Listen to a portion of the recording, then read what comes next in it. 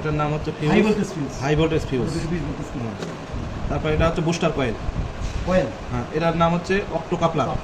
Auto coupler. Octo coupler. Octo coupler. Octo coupler. এটার নাম হচ্ছে মসফেট। এই না মসফেট এটা। হ্যাঁ?